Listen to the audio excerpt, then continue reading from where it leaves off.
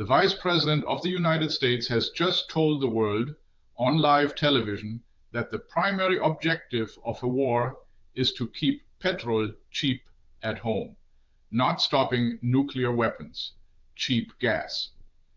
From Berlin, this is the kind of moment where a European sets down the coffee cup and reads the transcript twice, because surely no one says the quiet part quite this loudly. For months, the official story from Washington was clean and moral. President Donald Trump began the strikes on Iran back in late February to prevent Tehran from ever obtaining a nuclear weapon. That was the reason. That was the line. And in Europe, whatever we thought of the war, we understood the framing. Then JD Vance sat down with Fox News and rearranged the priorities out loud. I know the oil price fell today, well below the highs from the early phase of the conflict, he said. That is the top objective, keeping oil and gas cheap for American citizens across the country.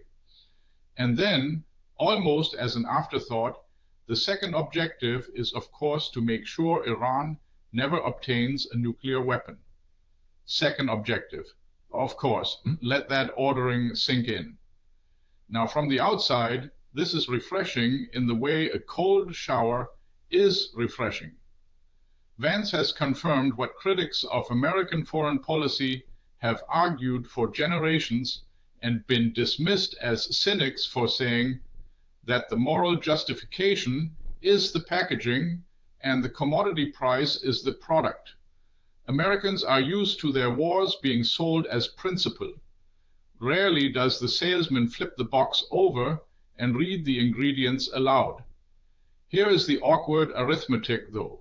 The war Vance is congratulating himself over is the very reason global energy became expensive in the first place. Since late February, the joint American and Israeli campaign against Iran nearly shut down the Strait of Hormuz, the narrow channel through which a huge share of the world's oil and gas moves.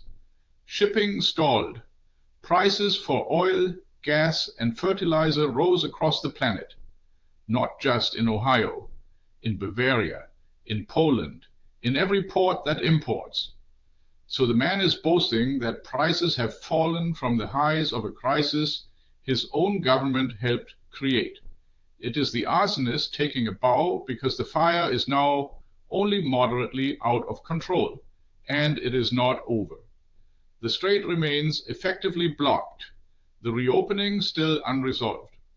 The United Arab Emirates now accuse Iran of striking 2 tankers belonging to Abu Dhabi's national oil company. No injuries reported, damage unclear. The attacks on shipping continue. Meanwhile, notice who is absent from the American accounting.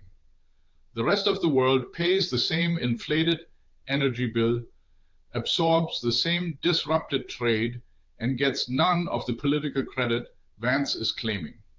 The stated goal is cheap fuel for American citizens. The unstated cost is borne by everyone downstream of that decision, which is to say, us. From here, the honesty is almost admirable. Almost. That's the view from here. What does it look like where you are?